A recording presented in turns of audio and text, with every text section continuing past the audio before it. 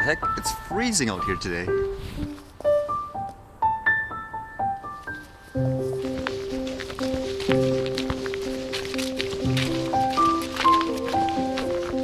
I was spending some time today just previewing all those Black Friday sales. Most of them are US flyers, so I can't get them here unless you basically go cross-border shopping, which a lot of people do. It seems like for the most part, a lot of the deals are the same thing from a lot of the stores.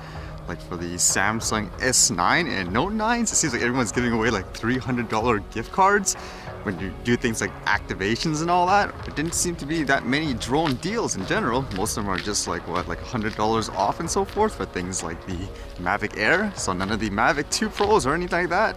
The main items I could have immediate use for is memory and storage, so keeping an eye out for stuff like that. Other than that, I usually try not to buy stuff that I don't really need. And if you buy like tech stuff, for example, just because it's a good deal, who knows, maybe in 1 or 2 months it's outdated already. Funny enough, for here, the big sales day is supposed to be Boxing Day, which is the day after Christmas. But I guess with Black Friday, since it's so big in the US, it seems like that's pretty much taken over as the big sales day even here. I think usually the only guaranteed good deals are those gift cards where you can pay like $50 and get a $100 gift card. Most people line up like crazy for stuff like that. And then I read this, which at first made me wonder, is this the same thing I read like way back? But it seems like so many sites and stuff were posting about this. It says, a DJI bug exposed drone photos and user data. DJI makes some of the most popular quadcopters on the market, but its products have repeatedly drawn scrutiny from the United States government over privacy and security concerns. And it essentially talks about how it says attackers could take over users' accounts and get things like private data and photos. I remember there was a bug or something like that. I believe it was with a Sky Pixel. There was some kind of authentication bug. That's from what I remember anyways.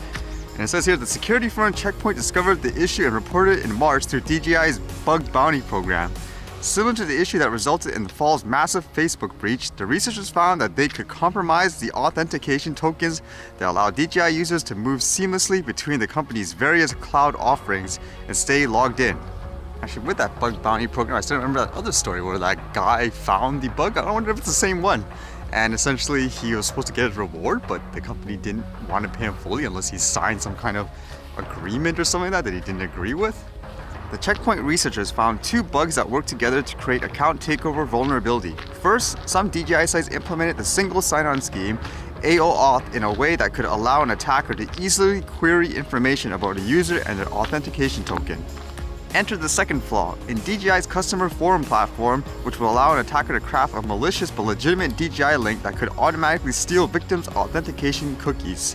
And since DJI customers' forums are popular and active, the researchers say it wouldn't be difficult to distribute one of the malicious links through the forums and trick people into clicking.